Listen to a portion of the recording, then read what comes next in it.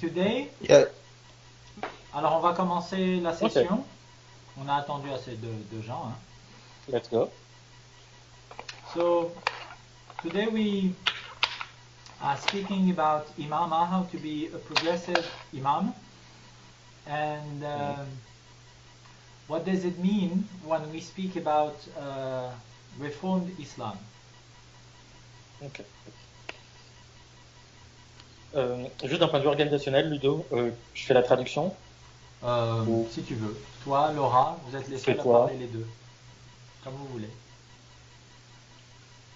Je t'en Laura, qu'est-ce que prie. tu penses? Si tu veux, si t'en as marre, je peux te relayer. Ça, ça marche, je veux bien commencer et après je te laisserai. Alors, Donc, Ludo nous a expliqué qu'aujourd'hui la session elle est portée sur la notion d'imama et comment penser l'imama et c'était dans quel contexte, pardon? Et aussi, qu'est-ce que ça veut dire quand on parle de la réforme de l'islam. Voilà, et donc que veut dire la réforme de l'islam? So, the first book that I would like to use is a book from Tarek Oubrou called Profession Imam, Imam as a Profession.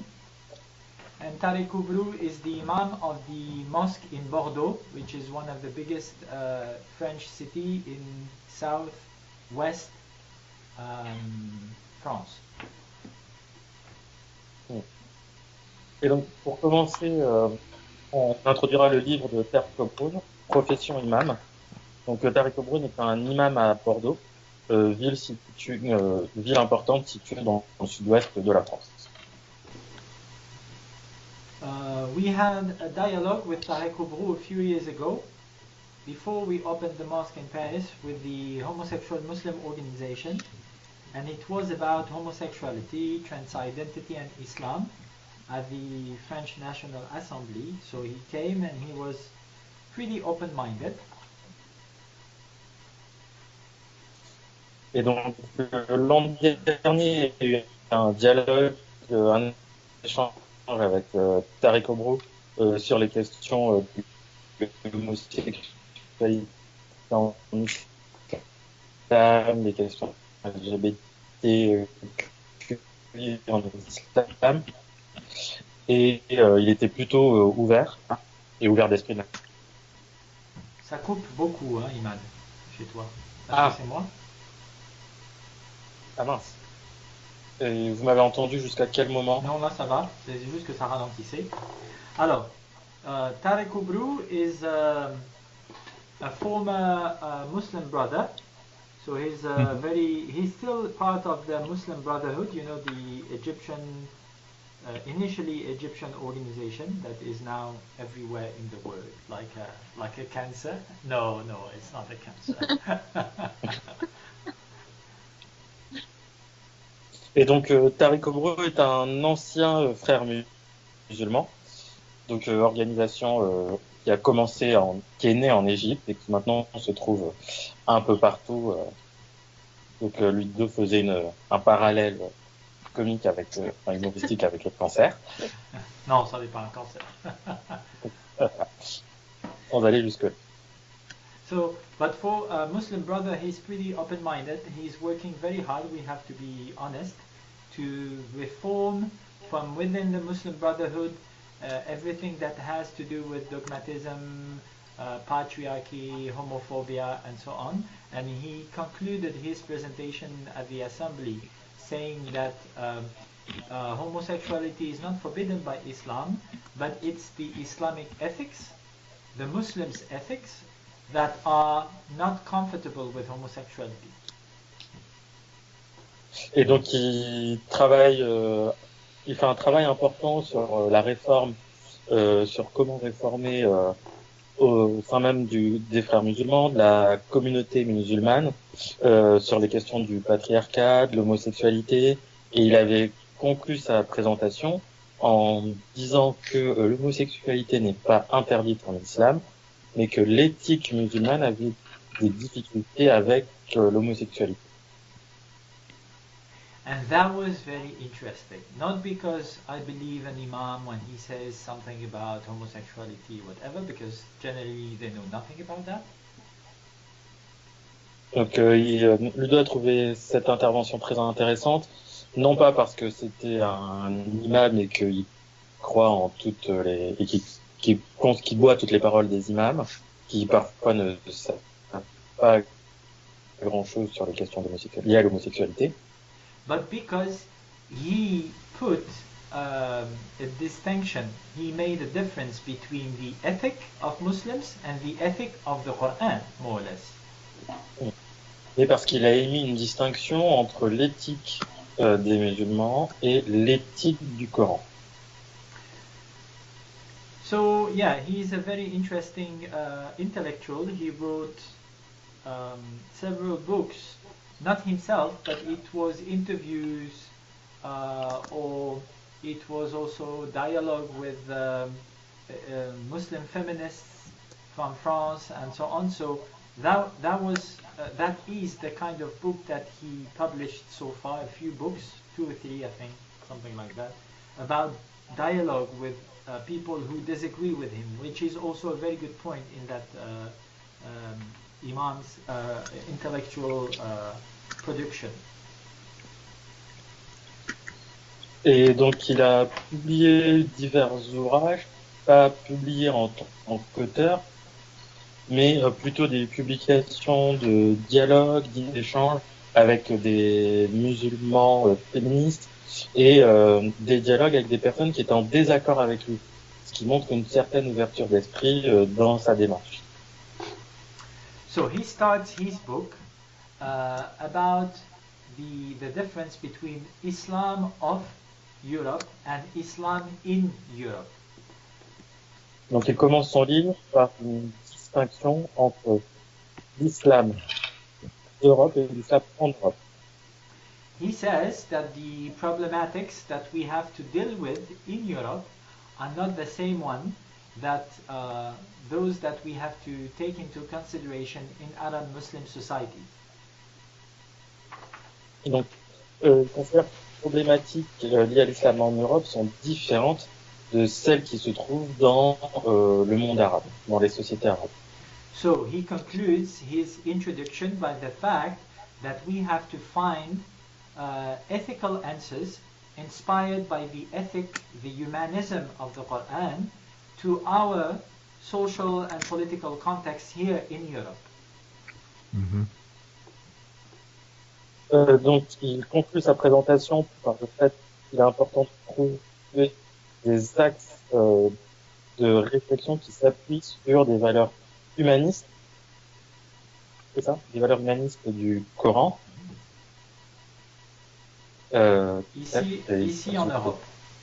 Ici en Europe. So it seems to be a very naive idea nowadays, but for Muslim brothers, it has never been on the agenda since the beginning of that organization, early 20th century. They did not, never to my knowledge, talk about adapting Islam to a different context than the Arab Muslim one. Et donc cette idée peut sembler naïve aujourd'hui, mais ce n'était pas dans les réflexions, dans les objectifs de l'organisation des frères musulmans, cette idée d'adapter le Coran d'adapter l'islam au contexte dans lequel il se trouve. Surtout pas à un contexte européen. Et surtout pas dans un contexte européen, hors mon temps. So he, for that reason, he is very, very harsh when he criticized people like Yusuf al-Qaradawi, who is the head of the European Council for Fatwa. Donc c'est pour ça qu'il est très dur dans ses critiques, notamment envers, et j'ai pas retenu les noms que tu as donnés. Yusuf al-Qaradawi, qui est président du Conseil européen de la Fatwa, and he is criticizing Yusuf al-Qaradawi very strongly because he says that Yusuf al-Qaradawi is a pure product, more or less, this is my wording, my phrasing, a pure product of the Muslim traditional brotherhood, which considered that we do not have to adapt Islam to the French Republic, for example. It is the republic or the citizens of the republic when they convert to Islam or if they want to be good Muslims who have to adapt their citizenship to Islam. To their representation of Islam, of course. Donc il est très dur envers lui parce qu'il le considère, et là c'est le mot Ludovic, comme un pur produit des frères musulmans au niveau traditionnel, qui considèrent qu'il ne faut pas adapter l'islam à, par exemple, la République française, mais que c'est à la République de s'adapter aux musulmans.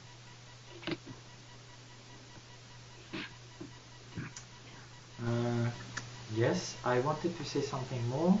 Yeah, Al-Qaradawi, for example, he is very nationalistic. We talked about him a few sessions ago, if I remember well.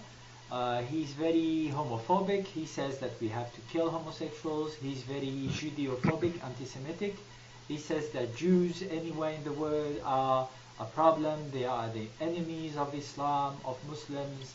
So clearly he's mixing between pan-Arabism, Arab nationalism, and spiritual Islam. And he's trying to use, he is unfortunately using for decades now, the beautiful spiritual tradition of Islam to make it a tool to fight against colonization, imperialism, whatever, which is for me a betrayal of the spirit of Islam, of the ethic of Islam.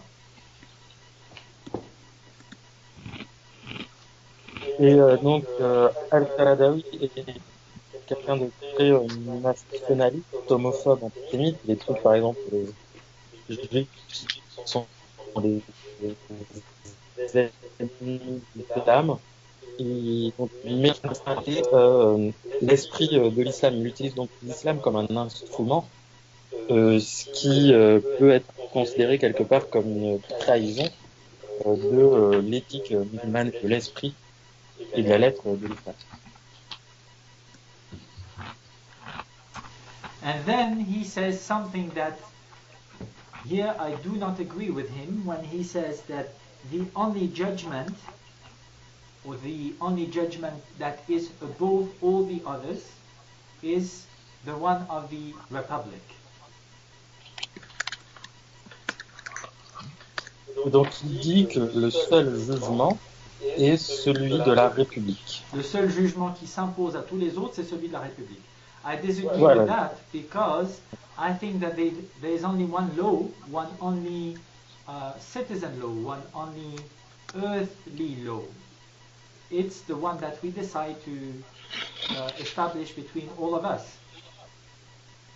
Et donc Ludovic est en désaccord avec cette affirmation, dans la mesure où il considère que la vraie loi est celle qui s'installe, la vraie loi citoyenne, est celle qu'on installe entre nous. Qu'on établit, dont on convient entre nous, ici sur Terre, au sein de la République. Because if you say that there is another law, but that law is subaltern to the general law, it means that if the general population would be Muslim, then Islam would become the general law. I don't believe in that because I don't believe, as I told you before, that Islam is a law per se. Parce que si on considère qu'il y a une autre loi qui se soustrait à la loi générale ou qui cohabite avec la loi générale, cela voudrait dire que si la majorité du groupe est musulmane, alors la loi sera musulmane, alors même qu'il n'y a pas de loi musulmane à proprement parler. And then he adds on top of that he is trying, I quote, to reconcile the axioms of the Sharia and those of the Republic by demonstrating that there is no contradiction or gap between Islam and its like environment. Alors je vais le lire si tu veux. Il rajoute après ça, et là je cite, au canon de la République, au canon de la Charia, donc il commence par la Charia, et aux lois de la République, il faut réaliser une double conformité en démontrant qu'il ne peut y avoir d'antinomie ni de fracture entre l'islam et son environnement laïque. So yeah, for me it's considering that Islam is a law, it's only about halal and haram, just like Salafi, Wahhabi, Muslim brothers are doing. So he's a progressive imam for a Muslim brother, but he's still a Muslim brother because he still believes that Islam is, in a way, the solution for everyone, everywhere, and the only solution. That could be negotiating with other solutions, but it is a law, first and foremost, and I disagree with that. Et donc Ludo est en désaccord avec cette citation-là qu'il vient de nous lire, parce que ce serait considéré que l'islam est une loi qui ne distingue juste entre halal et haram, alors même comme l'ont pour faire les frères musulmans ou les wahhabistes, mais ne considère pas l'islam comme une éthique et des valeurs. And then he finishes that part by recalling the fact that from the very beginning of fiqh, you remember fiqh made by man, patriarchs, straight men generally, to try to categorize and classify the different ethical values embodied by the Quran to any civilization, any culture, any time, but unfortunately it didn't really work. But what we can keep from that, from my perspective, is that Islam establishes a difference between ibadah and mu'amala.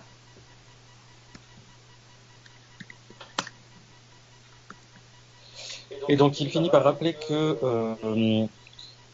depuis le début donc de la mise en place du fiqh, a rappelé que ça a été mis en place par un système patriarcal, souvent par des personnes hétérosexuelles, pour classifier l'éthique de manière un peu décontextualisée,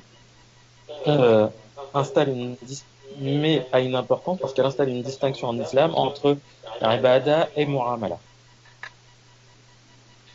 And that's interesting because ibadah is about spirituality, so it's very personal. It could be something that is taking place within a community, but it's personal. God is within us first of all. And then mu'amala is about politics and social policies and so on. So Islam, as a civilization, had its word to say and still has its word to say nowadays about that, but like any other civilization. But Islam as a spirituality is first and foremost, and perhaps only from my perspective, about ibadah, about spirituality, how to have spiritual actions in our life which are going to make us better human beings, enhance our Allah consciousness and open our inner senses to the divine. That's the key. So we don't have to negotiate anything with any other law if we understand it that way, if we go back to the roots of the fiqh itself.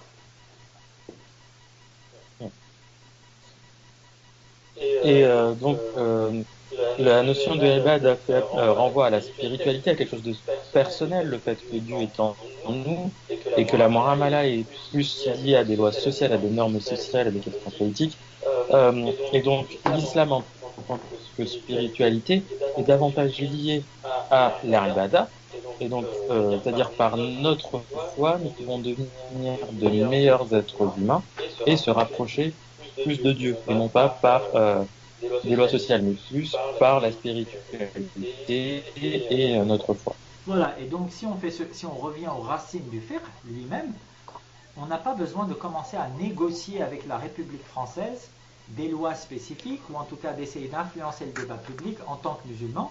On est des citoyens avant tout, qui avons une spiritualité, mais la spiritualité, ça reste personnel, même si ça peut prendre part à des activités communautaires, effectivement.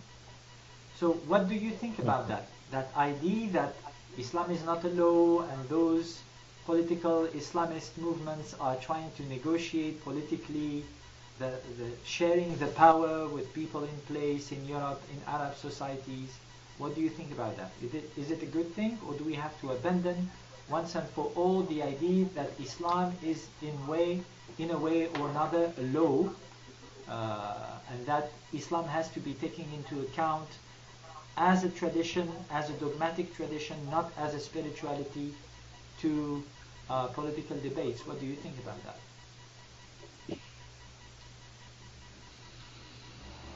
Est-ce que je peux te laisser reformuler ta question? Oui.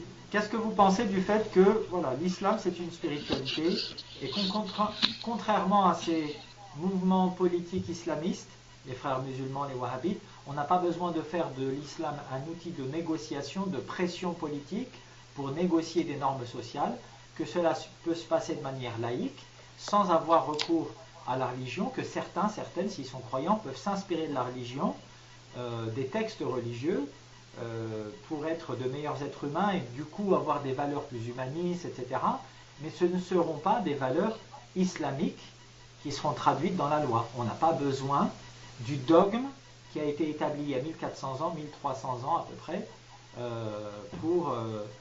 pour négocier entre nous, entre citoyens qui ne sont pas tous musulmans d'ailleurs, et qui n'avons pas de toutes les façons la même compréhension de l'islam. On n'a pas besoin de ça pour négocier la norme sociale. Qu'est-ce que vous en pensez?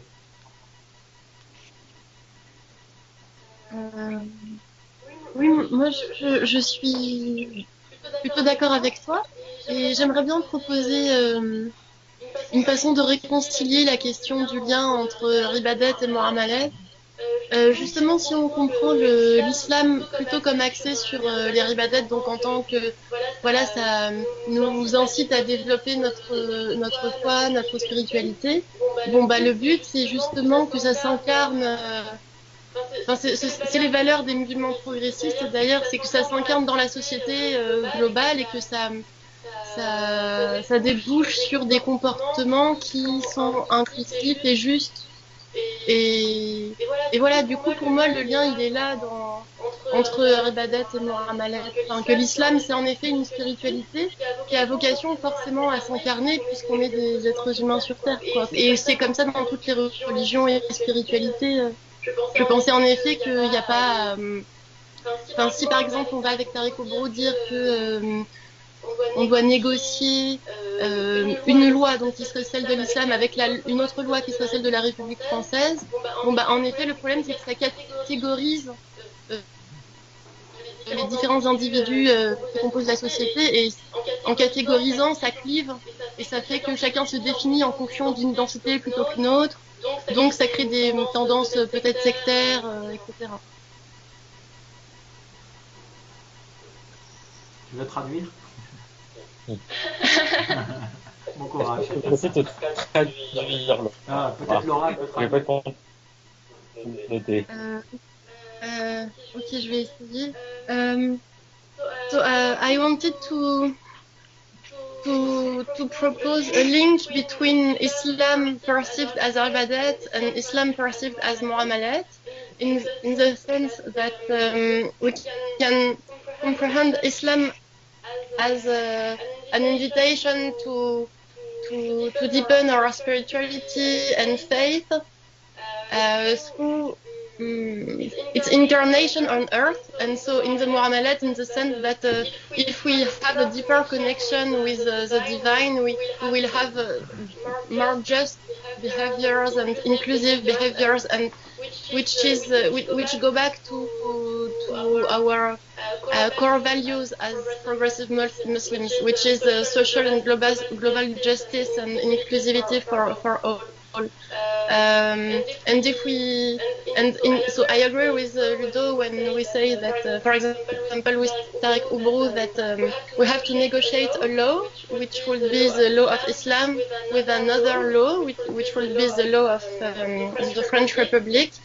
This is what would lead to, categorization within the society, within different kinds of people, and these categorizations and classification among humans, it is what leads to division and sectarianism and racism, etc. So yeah, I think the ground would be to comprehend Islam as a call to faith and spirituality and justice, and so we have to ground it on our daily practices and through justice, just behaviors, and yeah. Yeah. So I was speaking more about the epistemological perspective. Like, it doesn't make sense what he's proposing, even though he's a good guy, from a theoretical point of view. If you go back to the roots of Islam, it doesn't make sense.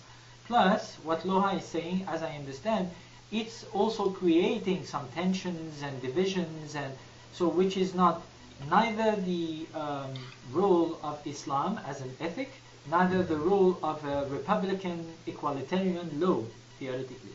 Donc ce que je disais, moi je misais plus sur la critique épistémologique, donc à quoi ça sert et à quoi ça sert l'islam. Et si on revient aux racines, aux fondements, aux piliers de l'islam, pour moi ça fait pas sens, c'est très compliqué pour finalement être contre-productif par rapport aux objectifs premiers de l'islam tels qu'on le comprend en général comme étant l'émancipation, l'égalité, l'humanisme, etc. Et en plus, Laura, telle que je la comprends, rajoute une critique politique, là pour le coup, sociétale, c'est que ça va créer encore plus de divisions, qu'on va juger les gens, ou que les gens vont se juger eux-mêmes et vont décider de leur vote, etc., en fonction de leur islam, et pas en fonction de la totalité de leur ipséité, de leur individualité, de ce qu'ils sont. Et ça, pour moi, c'est toujours pareil. C'est quand même une tendance vers la fascisation, ou en tout cas vers des rapports de subalternes à dominer.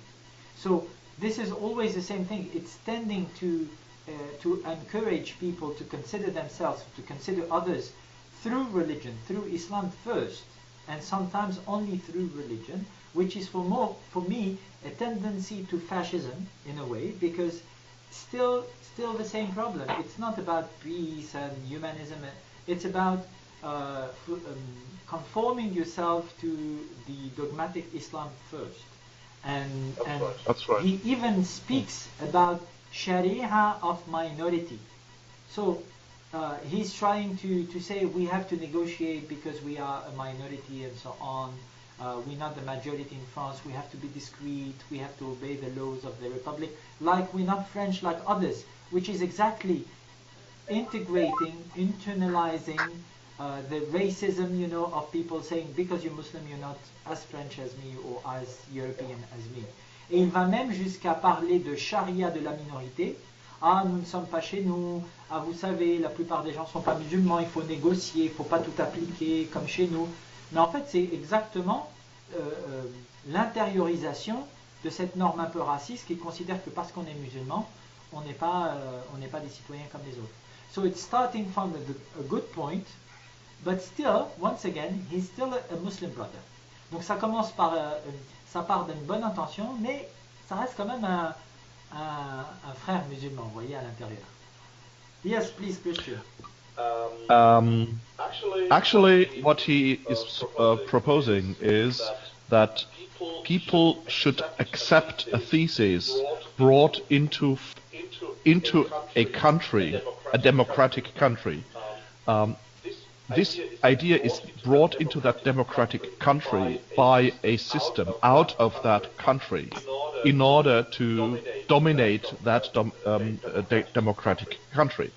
So what he actually proposes is a procedure how to overthrow a democratic country by installing Islamic law without a democratic process, because what he does is, we need to do this and that from a perspective of the system, which is out of that democratic process.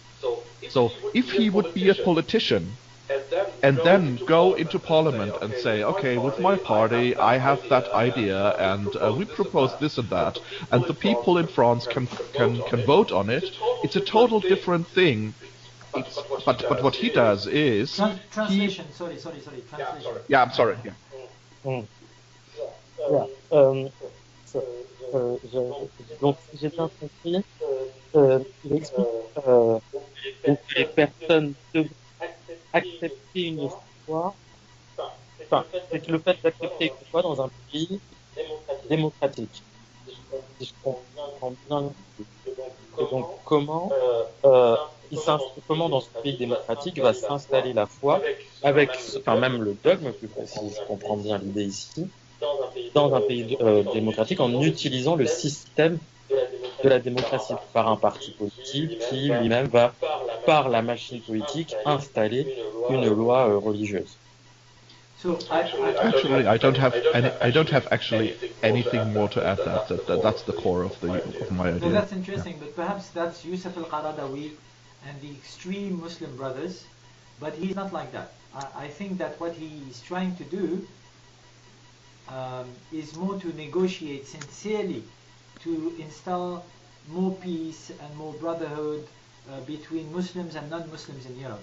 But still, it's the same mentality, you know, when during the Same, yeah, it's the same system. yes, yes, the same thing during the Ottoman Empire when non-Muslims were considered to be equals, but not as equal as others. You know, they could have had responsibilities, being ministers, whatever, but you know, you're not Muslim. So he's kind of reversing that mentality and and and reading citizenship through religion, and even though he's not as extreme as Yusuf al-Qaradawi, who has a long-term political project of overthrowing democracy in Europe elsewhere. Still, his system is very interesting, but not pretty pragmatic in a way, but not really consistent, I think. And I will translate. Donc je ne pense pas effectivement qu'il veut remplacer la démocratie par un État islamique. Non, ça c'est plutôt Youssef al-Qaradawi et les frères musulmans les plus extrêmes. Mais effectivement, il renverse cette mentalité de l'Empire ottoman, par exemple, où quand vous étiez non musulman, vous étiez un citoyen, mais pas vraiment un citoyen comme les autres. C'est-à-dire que vous pouviez avoir du pouvoir, vous pouviez être ministre, etc. Mais jamais vous auriez pu être sultan.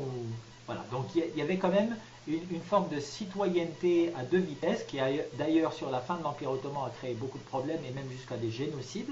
Quand l'Empire ottoman a commencé à s'écrouler, ils ont commencé à massacrer les chrétiens, à trouver n'importe quelle excuse pour massacrer des villages entiers de chrétiens, donc les Arméniens notamment. Donc ce système a montré ses limites, ses failles, déjà à la belle époque de l'Empire et surtout à la fin de l'Empire ottoman. Donc c'est de lire la citoyenneté par le prisme de la religiosité. Je pense que c'est non seulement pas un système de pensée abouti, que c'est juste recycler les vieilles idées pour les appliquer au contexte européen où c'est pas les musulmans qui sont majoritaires mais qui sont minoritaires. Et en plus sur le long terme, oui, ça peut être dangereux. Donc pour moi, même s'il est très pragmatique finalement, il essaye sincèrement, je pense, je le connais, j'ai l'impression qu'il est très sincère, c'est quelqu'un de bonne foi, très sympathique, mais je pense quand même qu'il est sa construction intellectuelle, son édifice intellectuel par rapport au rapport entre l'islam, en ce qui concerne l'islam et son rapport à la République, il n'est pas abouti. Ludo, j'ai une question. Est-ce que tu veux bien revenir plus précisément sur ce que Tariq Abroudi dit concernant la charia de la minorité? Oui, alors la charia de la minorité, je vais vous lire ce qu'il en si ça vous intéresse. So concerning the sharia of minority that he's speaking about, I'm gonna tell you exactly what he is writing in his book, if I find back the page. So he's saying that because we are a minority, we have to negotiate, not like we would do it in an Arab Muslim society, but we have to accept that we are a minority and that we could not apply the entire Sharia to within European cultures as Muslims. We could not be kind of full Muslims or full applying the full ethic of the Quran. I don't believe in that because I think that the Quran is for all time and spaces. So I don't believe in that. Yeah. Donc pour la charia, Total bullshit. pour la charia de minorité, il dit en gros que parce qu'on est une minorité en Europe, les musulmans, il faut qu'on négocie. En gros, il ne faudrait pas qu'on applique la totalité de l'éthique islamique, mais je pense que c'est pas le cas. Je pense que l'éthique islamique est universelle au sens géographique et temporel du terme. Donc c'est vraiment une contradiction là encore dans les termes que de dire qu'il y aurait une impossibilité d'appliquer la totalité de l'éthique islamique en tant qu'être humain, en tant qu'individu, et de vivre selon l'éthique du Coran, si on comprend l'éthique comme étant des axiomes, des conseils, une philosophie de vie, il n'y a pas de souci. Mais si on le comprend comme des traditions patriarcales arabes, oui, là il y a un souci, c'est sûr. So, if you understand, Oui, c'est ça, lui, if you understand, il a appliqué, enfin, sorry, je vais juste traduire il ça. associe l'éthique Je vais juste- islamique. Oui, Ah, pardon, pardon. excuse-moi. So, if you understand the Islamic ethic as axioms and advices and humanism and spirituality, there's no problem, of course.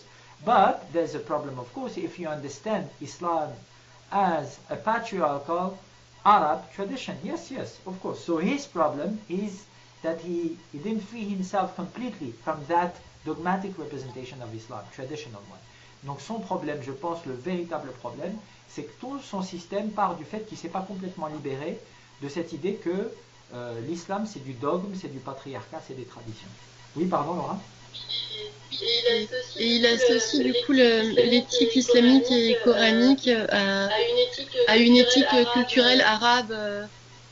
Ben, il ne le fait pas, il dit qu'il ne le fait pas. Mais là, tu vois, quand tu reviens... Il dit qu'il pas, mais Oui, il dit qu'il ne le fait pas, mais quand tu lis bien et que tu essaies d'imaginer ce qu'il a dans la tête, tu dis, mais en fait, ça colle pas. Ouais. C'est un modèle qui ne colle pas. Ouais. Mais c'est ce que j'appelais dans le Coran et la chair la sincère schizophrénie. Je pense qu'il y a des... Bon, Tariq Ramadan, moins, mais je le citais déjà à l'époque, mais Tariq Oubrou, je pense qu'il est sincère, mais il est un peu schizo.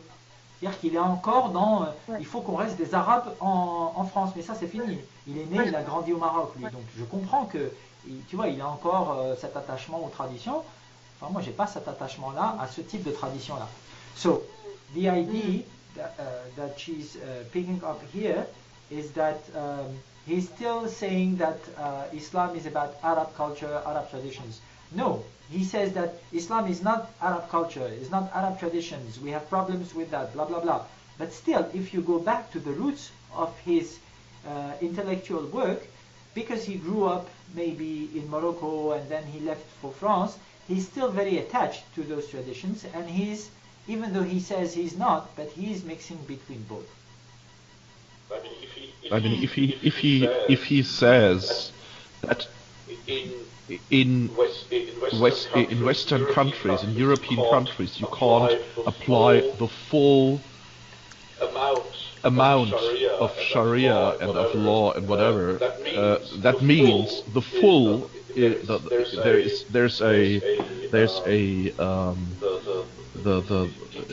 He says he proposes a Islam light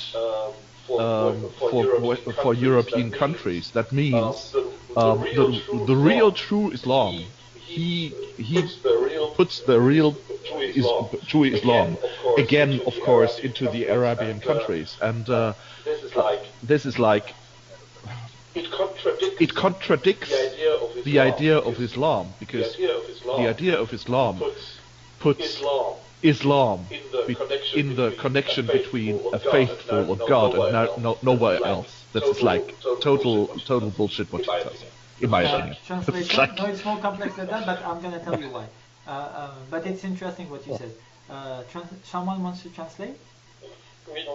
Oui, donc Christian expliquait que dans la position qu'on explique, Tariq Oubrou dit qu'en Occident aussi considère qu'en Occident on ne peut pas pratiquer la religion dans son entièreté et qu'il continue à installer l'islam dans un contexte arabe ou parallèle avec le monde arabe, alors il s'éloigne complètement du fondement même de l'islam, qui est une relation entre la personne et Dieu, et qui en est vraiment sur une spiritualité, non pas sur un contexte politique.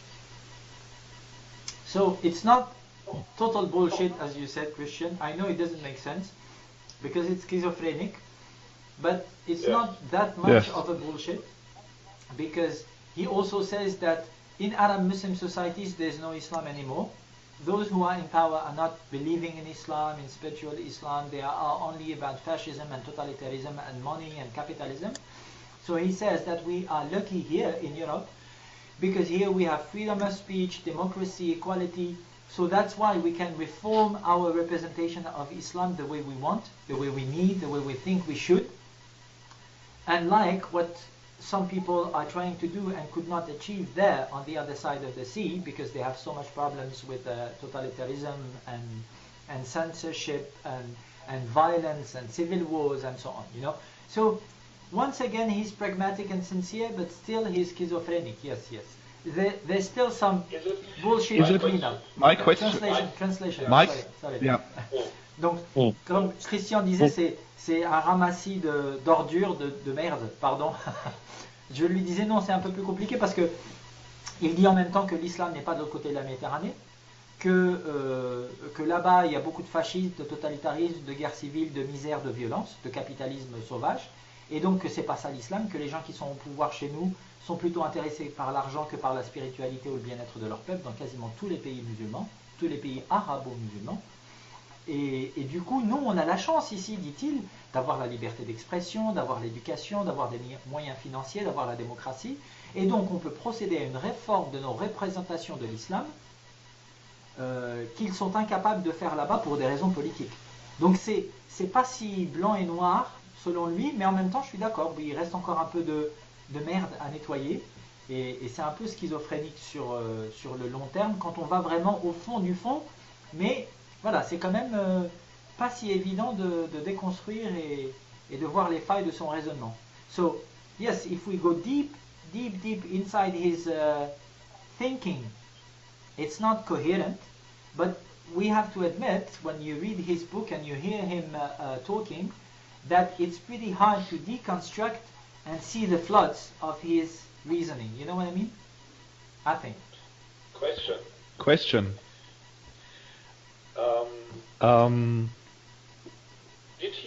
Did he get criticized for this book by the Muslim Brotherhood? That would be my question. And if not, then my next question would be, what is the plan of the Muslim Brotherhood with this book? Because when there's no, like, I mean, when he talks about, oh, the Arab culture does not have Islam anymore so much, and the Western countries would be able to reform the Islam. He's talking actually about a reform of Islam. And the Muslim Brotherhood, I'm sorry to say that, but they do not seem to me as a progressive organization that are interested in reforming Islam. So the question is, if there is no outcry from Muslim Brotherhood, then my next question automatically is, what is the plan with this book? Is it in order to use the people, to lure people in order to fight them, or what is the plan? That's my first idea. Translation, perhaps?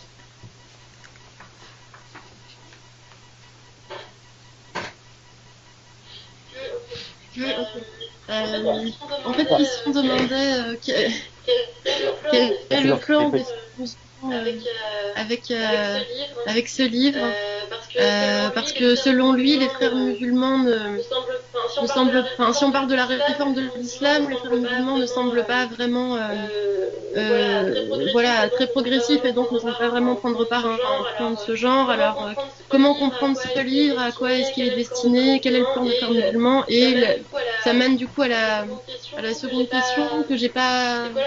C'est quoi la seconde Et question, donc, si vous en si souvenez? c'est pas... Ça a été coupé.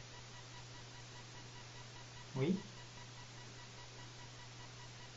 Et donc, Ah, je disais, j'ai été coupé, donc Ah je oui, pas pu d'accord. l'entendre. Et donc il disait, en gros, soit effectivement les frères musulmans ont un plan un peu manipulateur et caché, soit ils le critiquent. Et qu'est-ce qu'ils disent? So the answer is yes, he is criticized a lot, but he is very smart. So they like him, you know, because he's smart and he's very cultivated and cultured and so on. So, but the Daesh put him on the list of the people who should be killed, you know, because he's not a Muslim for them. So, yeah, he has some problems. Oui, il est critiqué par les frères musulmans, la plupart, mais bon, les frères musulmans, contrairement à ce qu'on pense, il faut surtout pas le penser, c'est quelque chose de très complexe, c'est une mouvance internationale, c'est un mouvement, et il y a des gens qui ont quand même des avis assez différents sur certaines questions, diamétralement opposées même, et donc comme il est intelligent et cultivé, il l'aime beaucoup quand même, en général, mais il est quand même très critiqué, il a même été mis sur la liste de Daesh, de personnes à assassiner, parce que pour eux, il n'est pas musulman, il salit l'islam, etc. Est-ce que je peux ajouter quelque chose aussi, par rapport à la question du réformisme, je pense qu'il ne faut pas confondre réformisme et comment dire, être progressiste, au sens où à la base la question du réformisme, ça mène pas forcément à des orientations qu'on considérerait comme progressistes. Il y a des orientations très variées qui peuvent être conservatrices. Les frères musulmans, eux, ils se réclament aussi du réformisme, et comme tu disais Ludo, ça a des branches très différentes, enfin des orientations, oui, comme tu disais, contradictoires, etc. Donc c'est pas, oui, ouais. I was saying that also maybe we should make a difference between reformism and progressive values in the sense that reformism in history, in Muslim Islam history, is not always connected to progressive values. I mean, there is so many different kinds of reformist movements and currents. It can be very conservative or progressist, and inside also the Muslim Brotherhoods, as Ludo said, you have so many different points of view, and so it's very different, and also very diverse. And also the Muslim Brotherhood, they have so as an international organization, they have you know this saying of Islamization of the knowledge, and so it's already a way to to reconcile between secular knowledge and non-Muslim knowledge and Islam, and it can it can take so different outfit and ways, etc. It can be also progressive in some context, for example. But I don't want to be too long. But I just wanted to say this.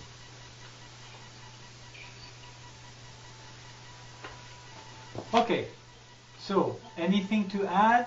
Rachida, Inga, Anwar, Victor, Salam, quelque chose à ajouter? Rachida, Anwar, Victor? Salam, oui, je suis arrivé en retard. Ça va? Oui, Tu as oui, réussi ça à va, suivre? merci. Vous? Oui, un petit peu. Qu'est-ce que tu penses de cette idée de certains frères musulmans comme l'imam Tariq Oubrou d'une charia qui soit adaptée à chaque pays parce qu'on ne peut pas faire mieux, parce que la charia est une loi, etc.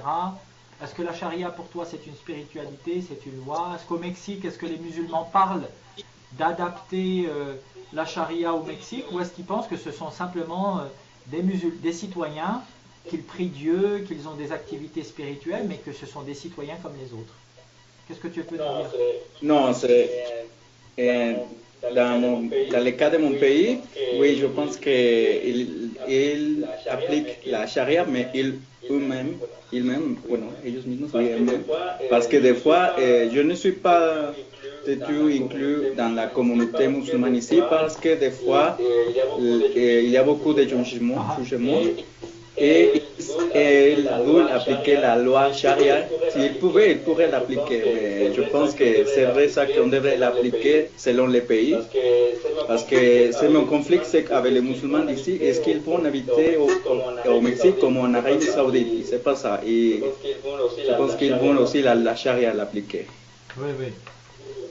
Donc ils sont quand même dans la nostalgie. So Victor was saying that in Mexico they're still pretty pretty much like in Europe, Muslims are trying to apply the Sharia for their lives, and they don't consider themselves as full citizens sharing the destiny of the nation and so on. So it's more or less the same issue. Et la plupart des musulmans là-bas, tu me disais, ce sont des immigrants. Ils sont venus récemment, il y a quelques années ou il y a quelques décennies, depuis leur pays arabe. Sont des immigrés, mais la majorité sont des convertis comme moi. Ah, d'accord. Et malgré ça, ils veulent appliquer la charia. Voilà, c'est ça que je ne comprends pas. Ils sont des Mexicains, ils habitent avec notre culture et il faut appliquer une loi que c'est, je ne sais pas si c'est la même chose ici parce que non, c'est ça mon conflit avec eux. Yeah, so he says that most of them are convert to Islam. They're not originally Muslims, but still they are trying to apply the Wahhabi or the Muslim brother representation of Islam in their everyday life. Okay, so I have a quote here from this next book that I would like to see with you now. So do you see it?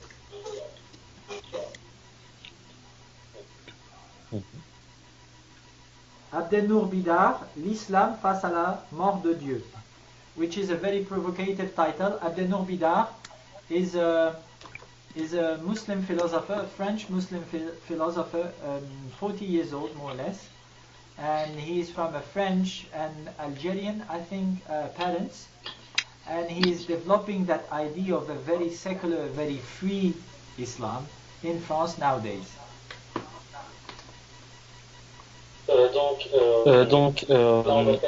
Là, on va passer à l'ouvrage d'Abdelnour Bidar qui s'appelle L'Islam face La à... mort de Dieu, un titre très provocateur. L'Islam face à la mort de Dieu. Donc Abdelnour Bidar, qui est un philosophe d'une quarantaine d'années. Philosophe musulman en France, qui est né de parents français et de parents algériens, je crois, et qui essaye de réformer l'islam d'une façon très laïque et très libertaire, très démocratique. So in this book, page 193, he says that the Islamic Sharia for him is all the means that are at our disposal to make of human beings creators of new realities, new possibilities on this earth. Like to be the Khalifa of God, as we said a few sessions ago. Donc lui, il définit la charia, page 193, la charia islamique, comme l'ensemble des moyens qui sont mis à la disposition de l'être humain par le soi créateur, soit avec un S majuscule, pour le rejoindre ou le réaliser ici sur Terre, ici et maintenant. Donc c'est une perspective très immanente qui vient de l'intérieur, très anthropocentrée du divin. Le divin vient de nous, ici dans cette réalité en tout cas. So it's a very anthropocentric perspective, immanent, coming from inside, very anthropocentric representation of the divine. We are realizing the divine on this earth. In this reality, we are creating the possibility of the divine to express itself or themselves here on earth. Donc nous sommes, nous les êtres humains, les créateurs de cette possibilité pour que le divin puisse s'exprimer sur cette terre. C'est quand même très radical, je trouve, mais j'aime beaucoup cette idée qu'il a de recentrer l'ensemble de ces postulats philosophiques sur l'individu, sur l'être humain. Ça c'est vraiment c'est très bouddhiste aussi finalement, et j'aime beaucoup ça. So finally, I like, even though it's very provocative for many Muslims, I like the way that he has to center everything about religion within us.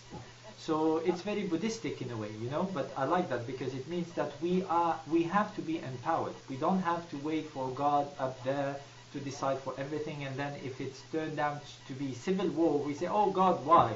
No, we have to take the power. And to be responsible for that, we have to be Khalifa of God on earth. as we talked about a few sessions ago.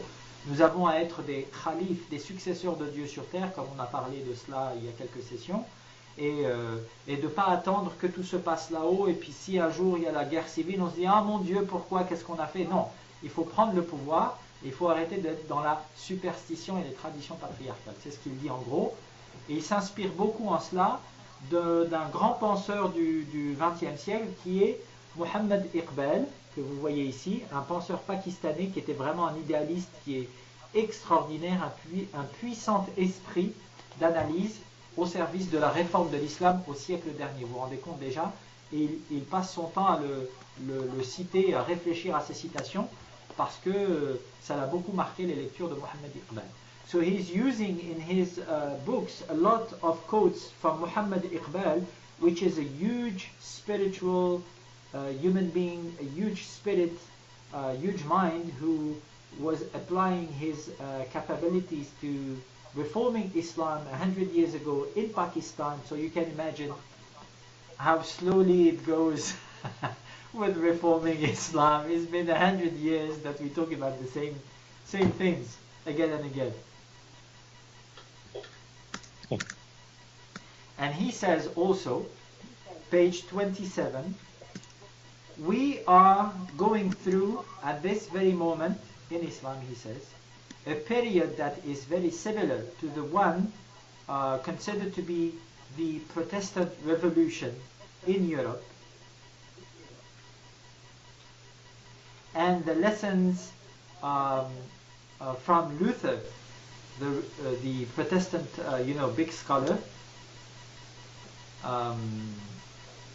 should not be lost.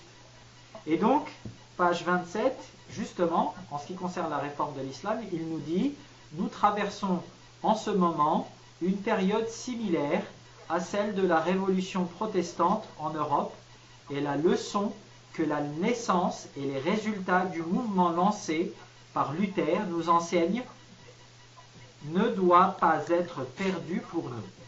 So he establishes a link between the reform of Christianism and the reform of Islam.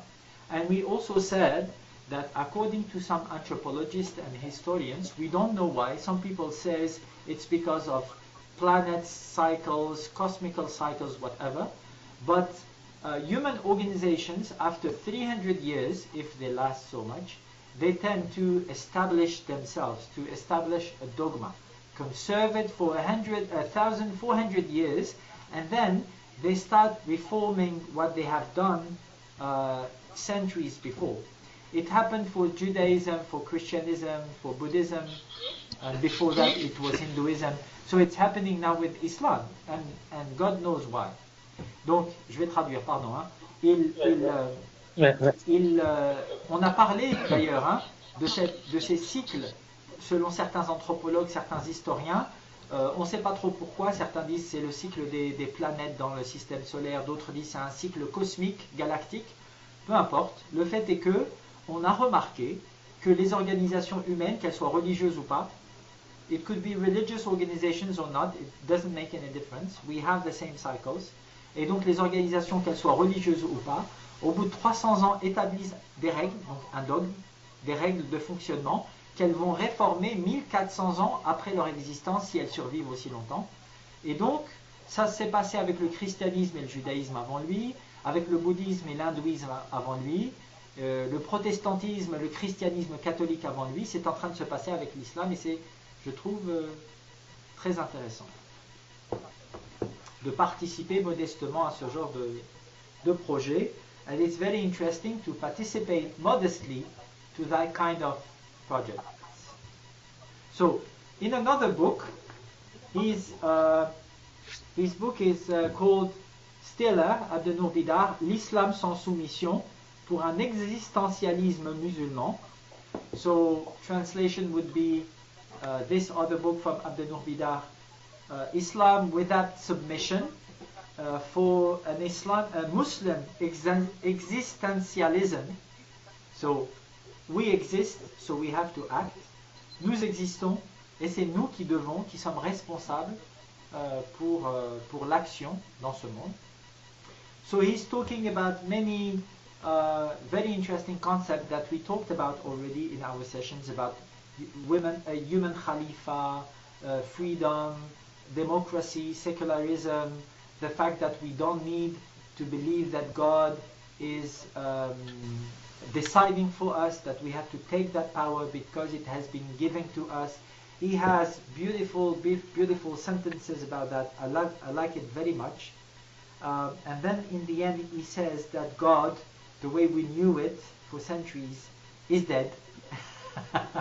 And then I thought he was going a bit too quickly, too far for us. So yeah, he's like that. He's a bit provocative also, and I like it, but sometimes he attracts a lot of criticism because people think that he's too provocative. Est-ce que quelqu'un peut traduire cette dernière paragraphe? Moi j'ai été coupé, du coup j'ai pas tout entendu.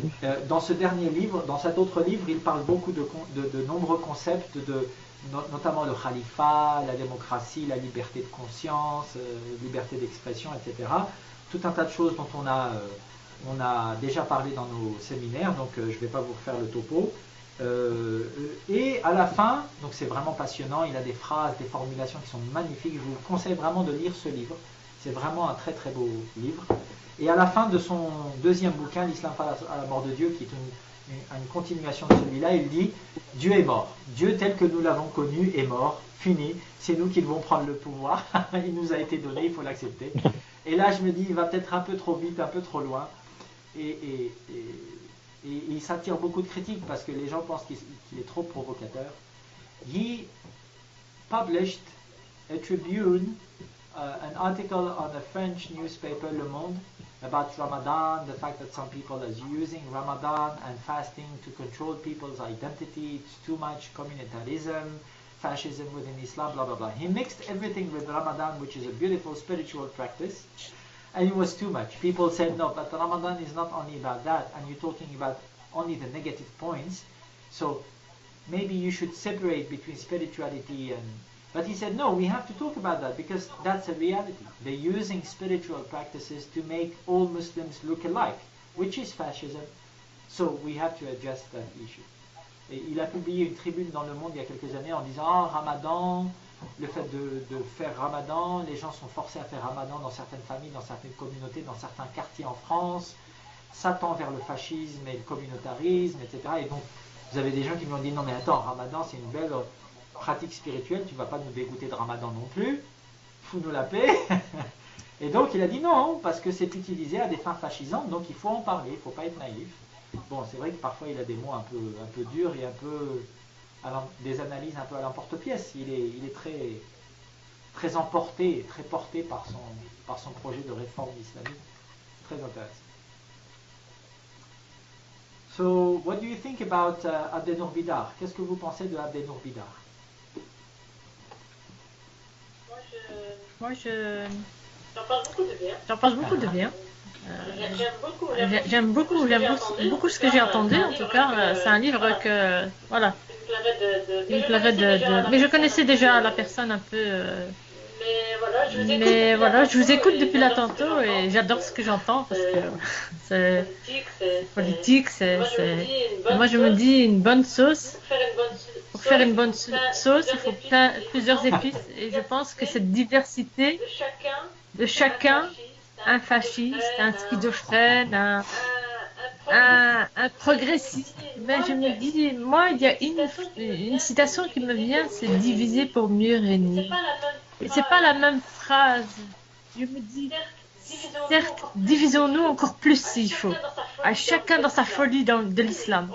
Allez, on va aller à l'extrême de l'extrême pour que Dieu puisse mourir. Enfin, oui. Moi, c'est tellement juste son titre que je me dis, je pense que quand on aura compris, Dieu pourra prendre des vacances. Parce que je pense que chacun pourra vivre son islam. Et moi, de là où je viens, il n'y a pas tout ça. C'est la paix. Bon, j'ai décidé de m'incarner ici. Et si j'accepte de voir que l'islam il peut être amené à toutes les sauces, quoi. Et c'est beau. Moi, je reste ouverte à tous les dires. So Rashida was saying that she really likes what she heard about Abdel Nourbida and what she's hearing since the beginning of the session. And she's saying that to make a good sauce, you need several spices. So to make our good sauce, we need a progressist, a fascist, or whatever, and to have a lot of diversity to make everyone, to let everyone live his or her Islam. And like when everyone will understand that we are so different and several, God will be able to take some holidays.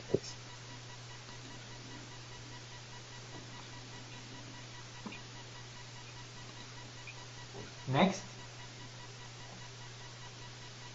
Anyone?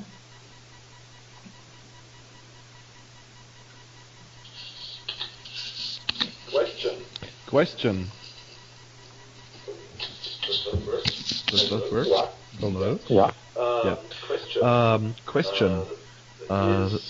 Is the thesis that God is dead, is that tied to a personal overbeing, super intelligent being God, or is it like the principle of God is dead? Or that would be interesting for me. Donc la question de Christian, c'est de dire la thèse Dieu est mort. À quoi est-ce qu'on fait référence? Est-ce qu'on fait référence à une intelligence supérieure ou à...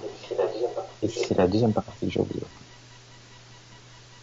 Ou est-ce que c'est une mort physique? Or what? Est-ce que c'est une mort physique d'un être supérieur? Ou est-ce que c'est une mort physique? Spirituellement supérieur et tout puissant, mais physique. I think that the idea is both. Is the tension between the physical and the spiritual, considering that tension and producing a new representation of spirituality out of God. Like Rashida said, maybe, yeah, God can go away when if we understand one day what we are here for. So it's not physical about like this physical, but it's in this physical world. So yeah, it's in a way it's a physical death also. Donc c'est les deux en fait. C'est à la fois la mort physique et la mort spirituelle, mais pas la mort physique d'un être physique, mais la mort dans cet espace, dans ce monde, dans cet univers physique. Et le fait que nous devons prendre pleine conscience de notre potentiel en tant qu'être humain, en tant que création du divin, et que oui, quelque part, c'est dans cette tension en fait entre le spirituel et le physique, et cette question de la mort, de la disparition, du besoin ou pas de ce genre de représentation-là dans cet univers. Lorsque nous aurons compris, comme dirait Rashida, peut-être qu'on n'aura pas besoin d'un Dieu auquel se raccrocher, dont dépendre, avec plein de superstitions, d'espoir, de peine. Ça sera juste de l'amour. Maybe it would be only love afterwards, only love for God. No need, no pain, no fear, only love.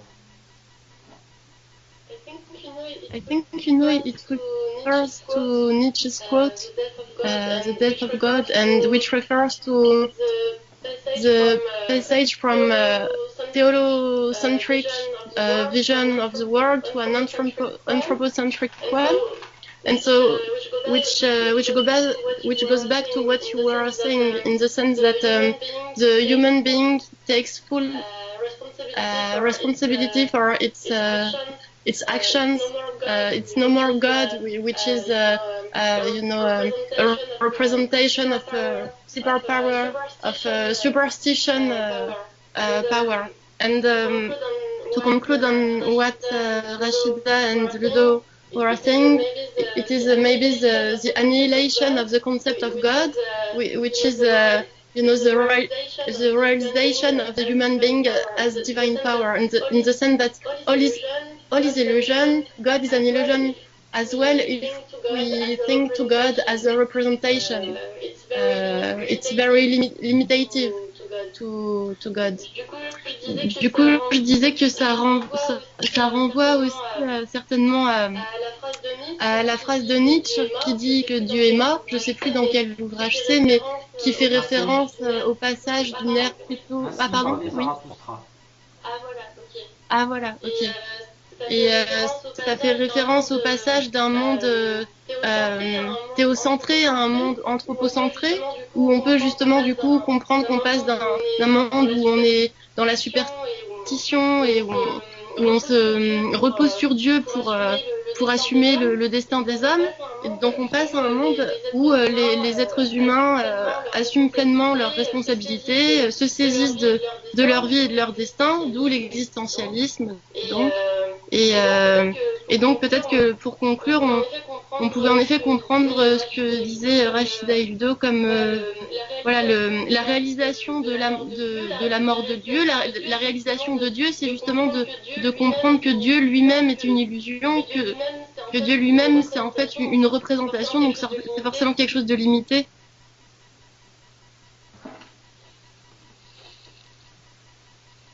Exactly, he speaks a lot about Nietzsche in his books also, but in a Muslim perspective, in the believing kind of perspective, Islamic perspective. So very interesting, very interesting.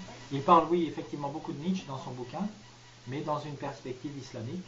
Donc c'est très intéressant parce qu'il pousse les frontières de cette réflexion anthropocentrée au maximum à l'intérieur de l'islam. C'est très très intéressant. And then you have that book from Tariq Ramadan. Islam, la réforme radicale, c'est ça? Islam, the Radical Reform. It's also in English, which is something you can take and put somewhere you will never take it back. No, I'm kidding. What? Tariq Ramadan, la réforme radicale, c'est un bouquin que vous pouvez mettre dans un endroit où vous ne pourrez plus jamais le lire. Non, je rigole, mais quand même. So it's a lot of schizophrenia because in the beginning of the book it's not interesting. It's interesting to know how Muslim brothers teaching at Oxford University, being trapped in a sexual scandal lately, are talking about those issues.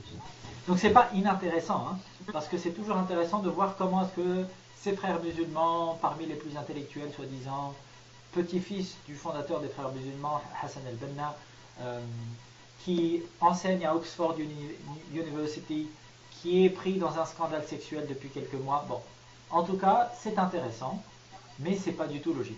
Alors là, c'est le... Si tout à l'heure on parlait de Tariq Kobro comme étant un peu schizophrène axiologiquement, éthiquement, conceptuellement, là c'est la pure schizophrénie.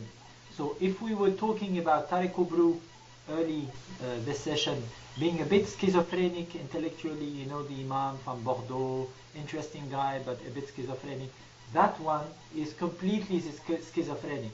And his private life seems to be, I don't know. But anyway.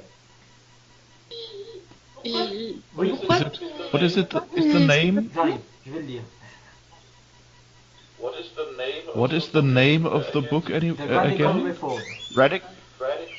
Radical Reform. Let's So in this see. book, Oh, there's even a German translation. Oh my you God. see, they are so powerful. Oh. So in this book, in the first part of the book, he goes through ibadat, mu'amalat, usul al-fiqh, and so on.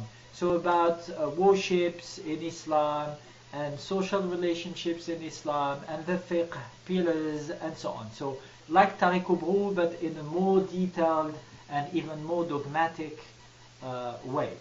So, dans la première partie du livre, il fait un récapitulatif historique, dogmatique, très dogmatique, de tout ce qui est relations sociales en islam, adoration en islam, les piliers de la foi et du fiqh, enfin bref, tout ce que les savants musulmans depuis 1400 ans ressassent, adorent ressasser, copier-coller. Donc bon, pourquoi pas. Et après, il nous dit, ah ben non, mais aujourd'hui on va ouvrir tout ça, parce qu'il n'avait pas complètement compris le système il y a 1400 ans. Donc aujourd'hui, on va faire des efforts pour réformer notre représentation de l'éthique, et on va même créer des conseils de l'éthique avec, tenez-vous bien, des athées qui seront même invités pour discuter d'éthique humaine et universaliste. Okay, I just realized who this guy is. Translation, sorry, because we have to finish. Yeah, I'm sorry. And then we go to questions. So, anyone wants to translate? I can translate if you want. Okay, I translate. So, after the dogmatic passage, he goes through a passage where he says, no, but they didn't understand fully what they were talking about. 1,400 years, we have to evolve, we have more scientific knowledge, and blah, blah, blah.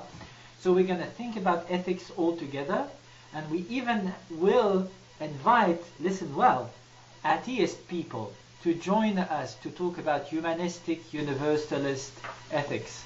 Wow! Athéistes are human beings. Donc c'est génial parce que vous voyez, les athées sont des êtres humains, il faut les inviter. Sauf qu'à la fin, il dit, hein, il fait un beau schéma comme ça, il dit l'islam n'est pas la seule solution, il faut s'inspirer de l'islam, mais tout n'est pas dans l'islam, etc., etc. Sauf qu'à la fin, ça paraît très sexy, sauf qu'à la fin, il refait un autre schéma, c'est hallucinant. Hein.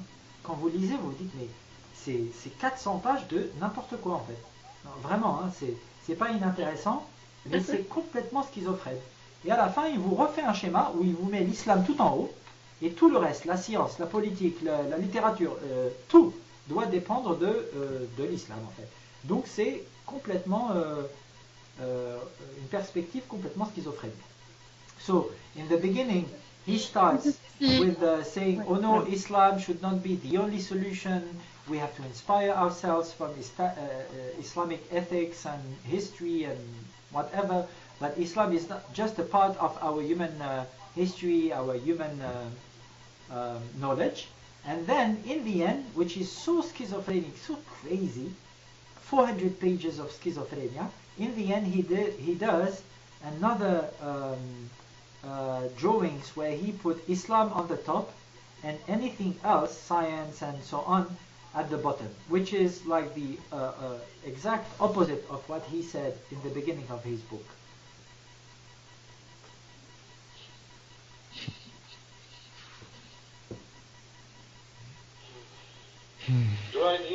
Do I need to read this? No, I don't think so. It's a waste of time. I mean, I found an English translation for 13 euros, but I'm not quite sure if I want to read this because I think it's waste of time. Donc il me demandait, Christian, est-ce que tu dois lire ça? Et moi je lui disais non, mais je pense que c'est une perte de temps. So you see the revealed book on the top, the book of the universe. God knows what the book of the universe means. He might be speaking, if I remember well, about universal laws, physical laws that God created, and everything is about, you know, the book of the universe. I mean, the Quran, to put it simply, the Quran has been created according to nature, natural laws, and then that's why the Quran has to rule our everyday life in any domain, any topic, you know. So completely schizophrenic compared to what he said in the beginning. Donc au début, vous voyez dans ce schéma, il vous met, comme je le disais, à la fin dans ce schéma, pardon, il met le livre de l'univers. Dieu sait ce qu'il entend par là, mais si je me rappelle bien, dans son vocabulaire assez eschatologique, le livre de l'univers, c'est les lois de la physique, en gros, les lois de l'univers que Dieu a créées. Et à côté, il vous met le Coran, le livre révélé. Et donc le Coran, c'est parfait, c'est extraordinaire.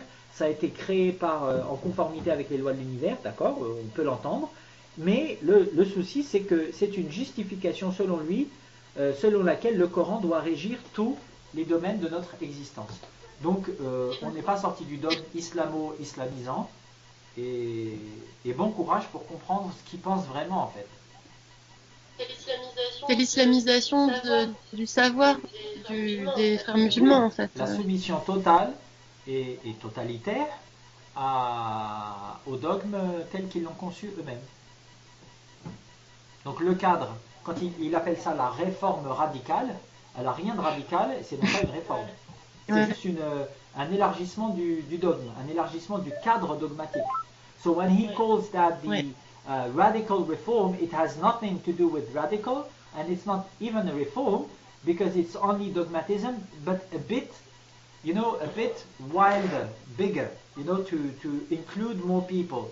But it's excluding more people in the end, that's all. It's about politics and ideology, it has nothing to do with spirituality and existentialism. Donc c'est à propos de politique et d'idéologie, ça n'a pas grand chose à voir avec l'existentialisme. Yes, Christian, you wanted to add something, sorry?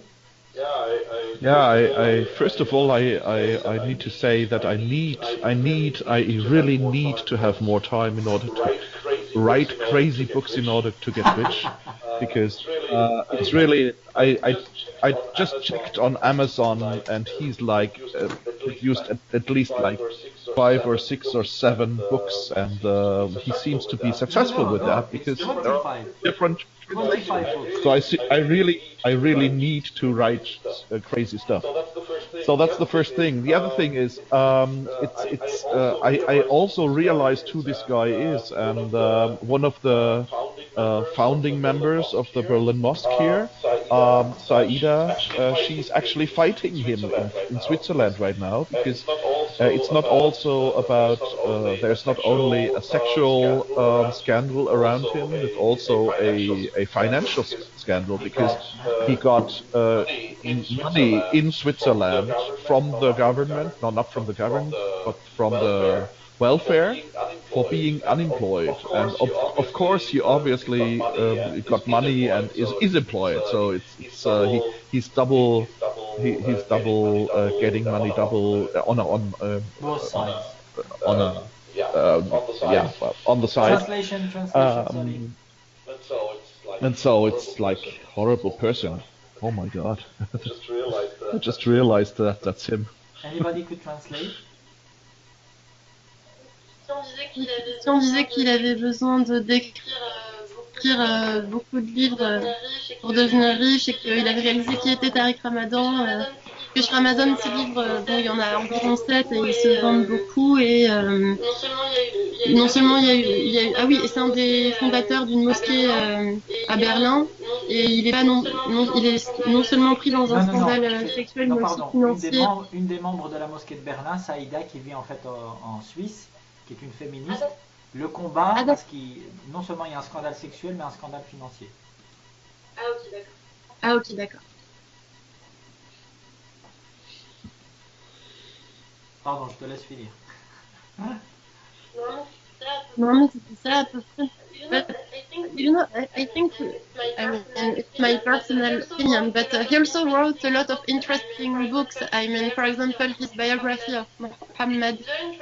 It's very interesting. We are not obliged to share everything, but as an intellectual work, it is very interesting, and it is still, leads to the reflection and to go forward, even if we don't necessarily agree with everything, but also he's open to dialogue, and I mean, to me, we should not, put these intellectuals to the side, because they can contribute to the debate in an interesting way if we can deconstruct also their reasonings and etc. But still, it is useful to me.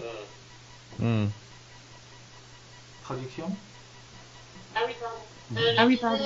Je disais que même si on n'est pas nécessairement d'accord avec ce que disent les intellectuels musulmans du type de Tariq Ramadan, je pense que pour autant il y a un travail utile et intéressant qui est fait, parce qu'il y a un débat qui est là, il y a une ouverture aussi au débat qui est là. Et à mon avis, on ne devrait pas juste les mettre sur le côté, mais voilà, voir comme ce qui est fait là, ce qu'ils font. Et je pense qu'il y a des choses intéressantes à en tirer, même à travers justement la critique qu'on peut faire de leur raisonnement et la déconstruction de leur raisonnement. Et je pense qu'il y a une dynamique qui est intéressante, même à travers eux. Absolutely, but if you have... Le livre de graphique sur Mohammed, par exemple. But if you have... Enfin, moi, if you have the limited financial means and not much time, yeah, choose Abdel Nour Bidar Oh yeah. than Tariq Ramadan. No. No, but he's doing an interesting work also because he's, unfortunately or fortunately, I don't know, he used to be, because now it's finished, I think, but he used to be for years the leader of that movement in Europe. So only for that, it was, yes, very interesting to talk with them, to do dialogues, and yes. And if you want to learn how they work, that's a very good book to analyze. Just like with Tariq Oubrou, there's always in a book, any book, there's pro and cons, there's strong intellectual affirmations and there's weaker ones. So, but here you see that it's a bit schizophrenic from an ethical point of view. And if Islam is about ethics and humanity and peace and so on, then they have a big problem because it's supposed to be their expertise. Donc oui, si vous avez bien sûr c'est intéressant parce qu'il a représenté, maintenant c'est fini je pense, mais pendant des années ce mouvement en Europe. Mais si vous avez peu de temps et peu d'argent, préférez Abdel Nour Bidar ou d'autres auteurs que Tariq Ramadan. Mais encore une fois, c'est intéressant de le lire pour moi par exemple, pour voir que d'un point de vue éthique, il est quand même assez schizophrénique. Alors que si l'islam c'est l'éthique et l'humanisme et la paix, etc., c'est quand même c'est censé être son expertise. Et il nous ressort des thèses vieilles de 1400 ans qu'il essaye de digérer la sauce moderne et ça se voit. Ça se voit tout de suite, beaucoup plus qu'avec Tariq Oubrou qui quand même est beaucoup plus pragmatique et moins spiritueux, j'ai envie de dire. So it's interesting. Other books where you have thinkers of Islam, for example, from what's his name? Dominique Urvoy, for example, the free thinkers in classical Islam. So there's many references about books and scholars and concepts that could be used nowadays. You have this book also that is very interesting, Théologie de la Libération, Liberation Theology. I would like, because we have a bit more time, I would like to tell you a bit more about this book, if you agree. Do you agree?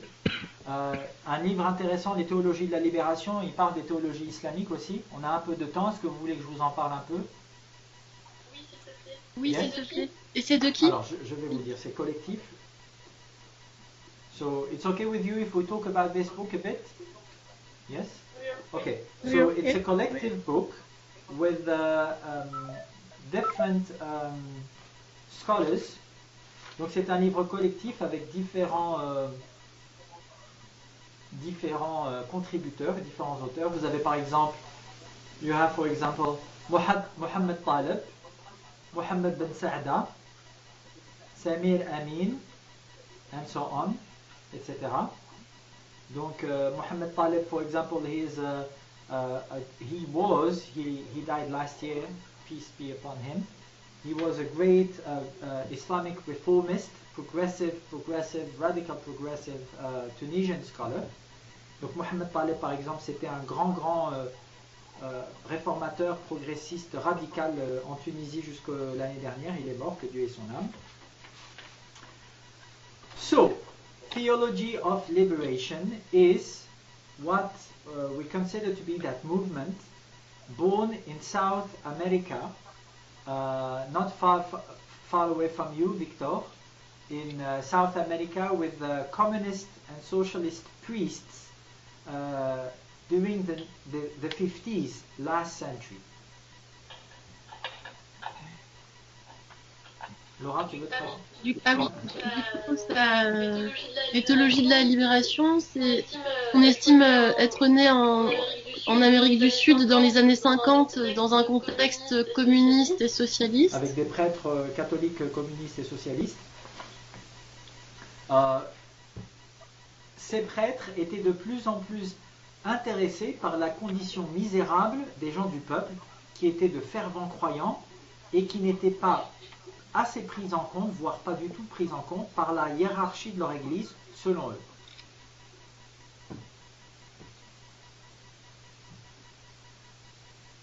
Tu veux que je traduise en anglais? English is very good.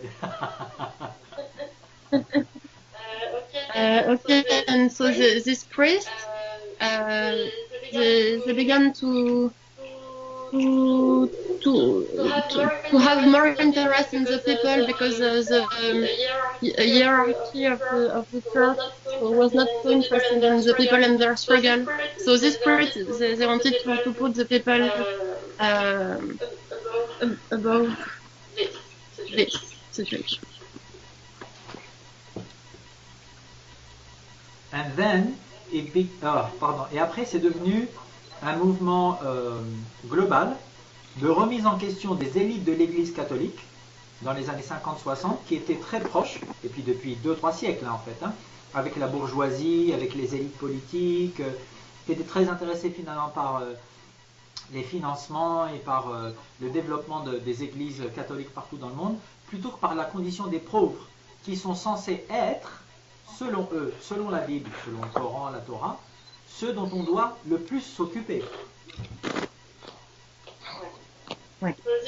So the movement continued as putting in question the overall hierarchy in the church and also in the societies. So with the bourgeoisie, because there was a collusion between the different kinds of elite, and in every scriptures, so the Torah or Quran or in Christian, and that the poor people are the people that we should care for above all, but there is a list that in the reality are taken into account.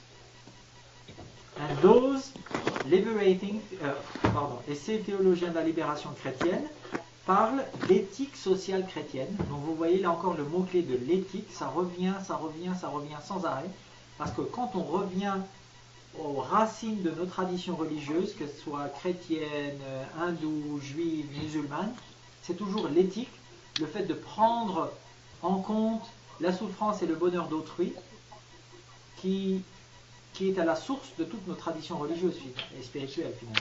C'est ça qui fait de nous des êtres humains, c'est ça qui fait de nous des créateurs de possibles, des khalifas, des successeurs de Dieu sur terre.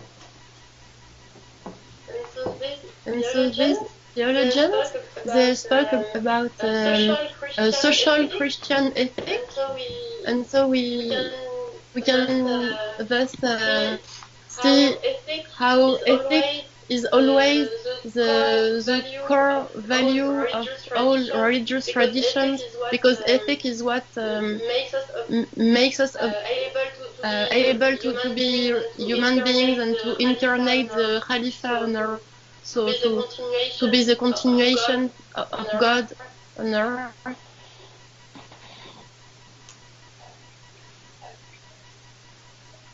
And et il y a un passage que j'aimerais vous lire à propos de cette périphérie de l'Église qui doit être prise en compte, les pauvres, les exclus, ceux qui ne sont pas au centre du pouvoir. Je cite, le pauvre... Ah yeah, please, you can translate. And so there is the necessity to take into account this margin of the church to the poor and all the excluded. Yes, to take into account the poor, the people at the periphery, at the margin of the church or the community. Ça coupait un peu, donc je retraduis. He says, in the book it is said, il est dit dans ce livre, alors, le pauvre est l'expression du manque de reconnaissance mutuelle entre les humains. Or, selon la théologie de la libération, Dieu se trouve là où se produit une telle reconnaissance. C'est dans l'interaction. Le fait qu'elle n'ait pas eu lieu prouve l'existence d'une relation sans Dieu. C'est la mort de Dieu. L'existence du pauvre témoigne donc de l'existence d'une société sans Dieu, qu'elle croit ou non en celui-ci. Le pauvre est présent. Le pauvre est présence du Dieu absent.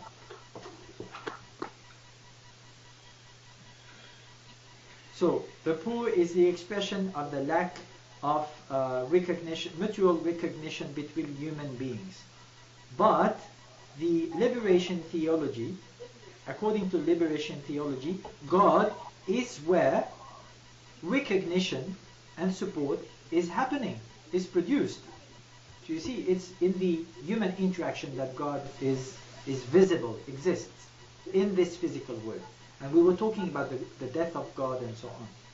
The fact that it is not happening proves that there is a relationship without God. God is dead. The existence of the poor witnesses the existence of a society without God, even if this society is believing in a God or not. The poor presence is the God absence.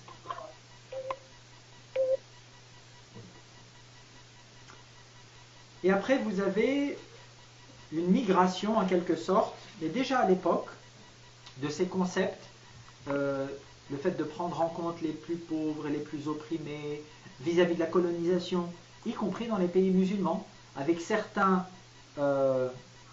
religieux et certains nationalistes comme Cheikh Ibn al-Badis en Algérie, un grand réformateur musulman assez traditionnel mais quand même progressiste, qui n'était pas pour la guerre civile en Algérie, contre la colonisation française, mais qui était pour une négociation d'une démocratie plus inclusive et qui utilisait ces concepts de théologie de la libération appliqués à l'islam. And so this taking into account of the poor and the oppressed was also relayed in Arab and Muslim countries, for example in Algeria, Sheikh al-Badis, Ibn I think. Badis, Yeah. So he was arguing in favor of more inclusive democracy against colonization. So against the idea of a civil war against colonization. but he was not also pro-civil war. He didn't want to fight the French government colonizing Algeria. And he was using also concepts taking out from theology of liberations applied to Islam. So what I want to say is that those concepts that we talk about, the death of God, the Khalifa, the empowerment, religion being secular representation of religion, being all equal as citizens and so on, those concepts have very, very concrete consequences on our everyday life, on our democracy, on our welfare, and so on. So it's not only about theoretical theology, it's about applied theology to take care of ourselves and the people who are in need of help and rahmah, compassion and love and so on. Donc les concepts dont on a parlé à propos de la théologie de la libération, donc par exemple la question du califat, de la mort de Dieu, de la laïcité, c'est des questions vraiment de théologie appliquée et pas seulement théorique, parce que ça a des conséquences concrètes sur notre vie quotidienne. Et ça renvoie aux valeurs appliquées de compassion, de justice. And Muhammad bin Sa'da, which is also an intellectual working about those issues from within Islam, is talking at the end of the book about Salafism and Muslim Brotherhood. Du coup, un autre théologien qui s'appelle Mohamed Sarr. Lui, il est de quelle origine, tu as dit? Il est professeur de philosophie au département social de la Haute École Libre de Bruxelles. D'accord. D'accord. Et donc il parle aussi de ces questions en lien avec le salafisme et le wahhabisme, c'est ça? Le wahhabisme et les frères musulmans. He's a professor Ouais. at the University of Brussels. He is a philosopher, and he says that the alliance between economical wild capitalism coming from the West historically, and second part, the patriarchal Arab-Muslim dogmatism is, I quote, a social schizophrenia paralyzing societies, Arab-Muslim societies.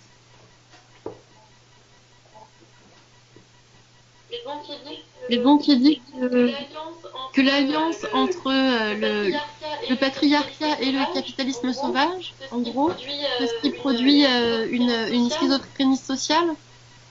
Voilà, c'est l'alliance. En gros, il décrit le wahhabisme et les frères musulmans comme étant l'alliance parfaite, Ouais. surtout le wahhabisme. Ça, c'est un cas d'école, le wahhabisme. Entre ce libéralisme économique, l'alliance des élites entre elles, qu'elles soient croyantes ou pas, sur le dos du peuple, de la majorité qui sont pauvres et prolétaires. Il décrit ça comme une schizophrénie sociale paralysante. Donc le dogmatisme d'un côté, le libéralisme économique de l'autre, et on en fait un fascisme vert, un fascisme habillé d'islam, et du coup comme ça on gagne le pouvoir et on le garde le plus longtemps possible. Okay, so in this book you have other references, of course. It's a 300 pages book. It's very interesting. It's at édition L'Harmattan, Theology of Liberation. Vous avez plein de références dans ce bouquin sur la théologie de la libération aux éditions L'Harmattan. And last but not least book, we don't have time to go too deep inside, but we already talked about that, the link between the Catholicism reform, Protestant reform, and Islam. L'Islam et la réforme. It's also in English, Christian and Anwar, from Victor Segesvarri, sorry for the pronunciation. Very interesting book to understand how the reform was built, on which principles, why historically, sociologically people decided to fight back those Catholic elites, not thinking about the poor people, but making alliances with kings and then with the bourgeoisie later on, forgetting about the poor people like the Christ said.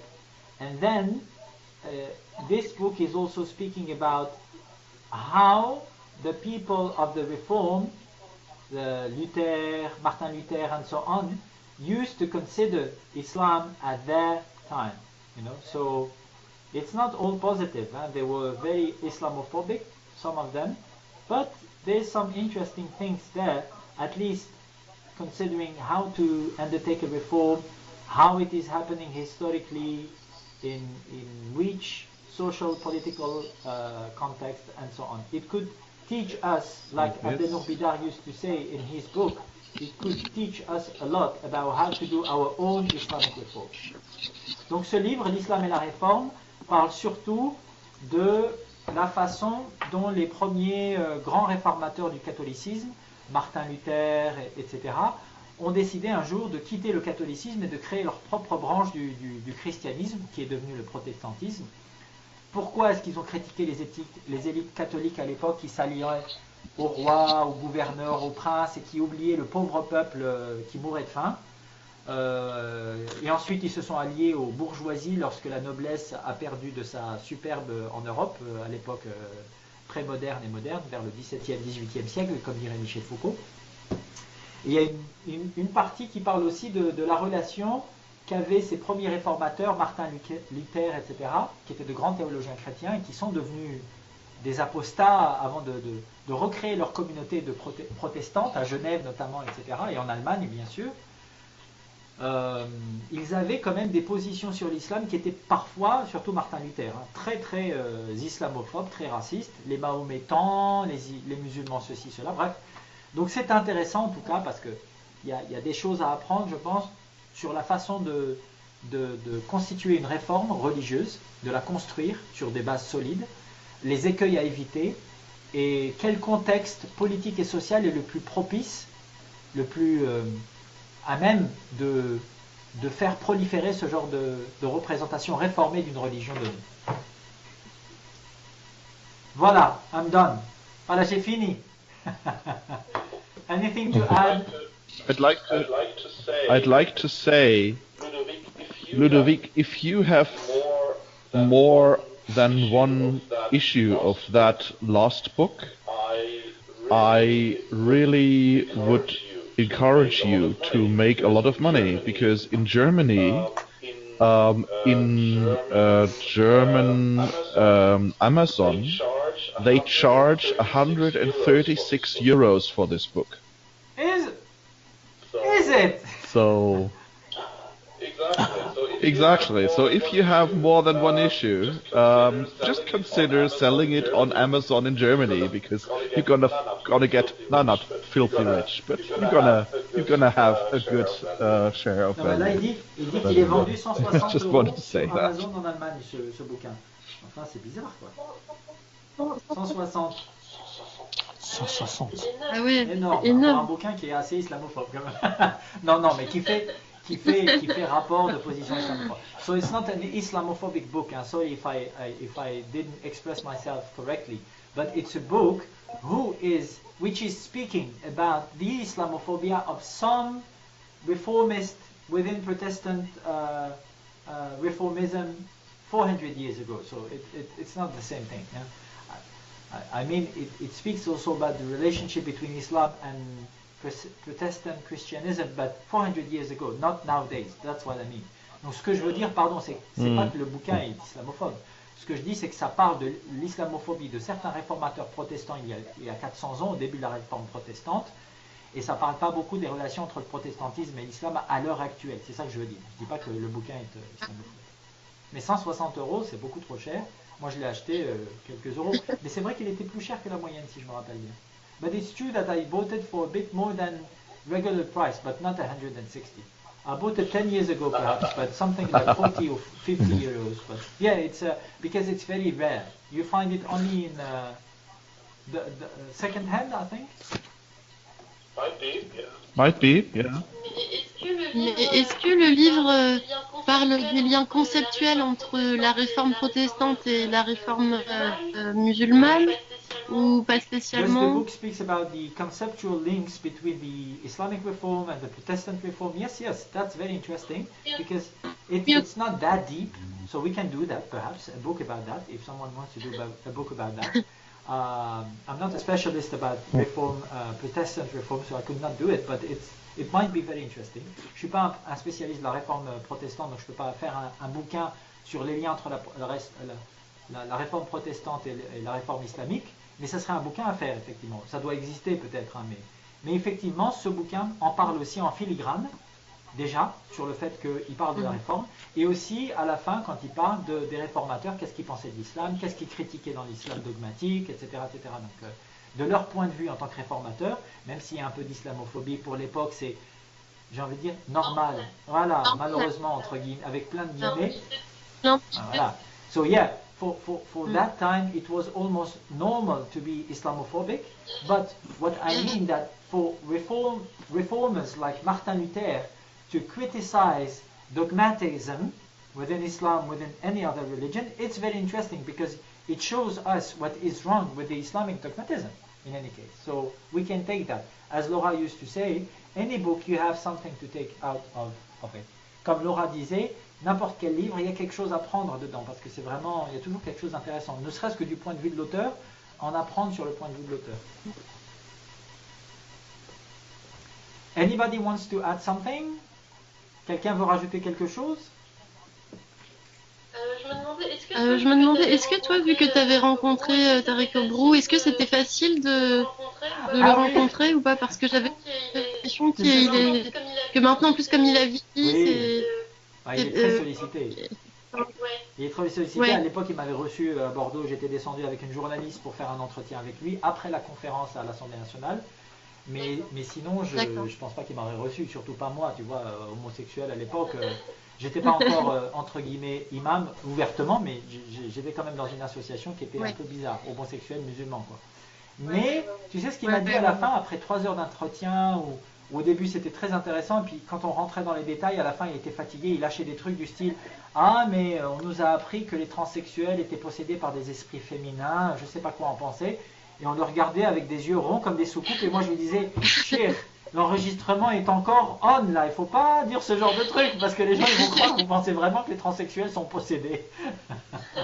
Donc tu vois, très volontaire, mais en même temps assez schizophrène sur ces questions. Alors là, si tu rentres dans les détails, si tu sors de la théorie, c'est pire encore. Il te lâche des trucs, mais en même temps, il est modeste. Et ça, j'ai apprécié. Il dit non, mais excusez-moi, moi, j'y connais rien. Donc je me prononce pas là-dessus, effectivement. Je lui dis bah c'est bien. La prochaine fois, vous dites juste ça. Et à la fin de l'entretien, on a fait la prière en bas, à l'Asr, et il m'a serré la main en me disant au revoir. Il m'a dit mais finalement, vous êtes un homosexuel très sympathique. Hein. Et je lui ai dit, mais finalement, vous êtes un imam frère musulman très sympathique aussi. So the question was about Tariq Kubru, the imam from Bordeaux. I said he's not easy to talk to him, but I was able to visit him in his mosque in Bordeaux, southeast of France, because we had that debate at the assembly, and then we had an interview with the journalist who wanted us to talk together while she was asking some questions and moderating our own small debate about Islam per se and homosexuality and sexuality.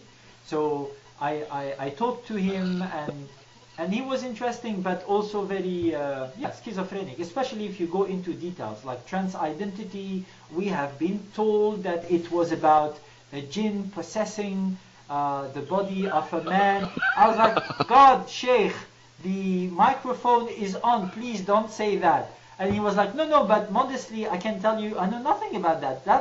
That's why they taught me when I was a kid. I said, yeah, next time, just say that you know nothing about that. And in the end, we prayed Asr. At the end of the interview, after 3 hours, he was exhausted, me too. I was younger, I was 30 years old something, so I was very motivated. And then in the end, he said... 2 years ago. And then he said... Bye-bye, salam alaikum. You know, you are, for homosexual, you're very kind. And I said, yes, for Muslim Brotherhood member, you're very kind too. Thank you. You know.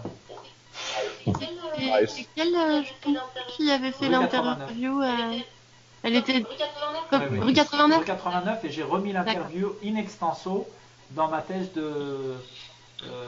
d'anthropologie, Islam en devenir. Je l'ai remis à la fin parce que il y avait beaucoup de choses qui manquaient, surtout sur l'éthique. Tu vois, le grand public, l'éthique, ça l'intéresse pas trop, alors que c'est ce dont il faut parler en priorité.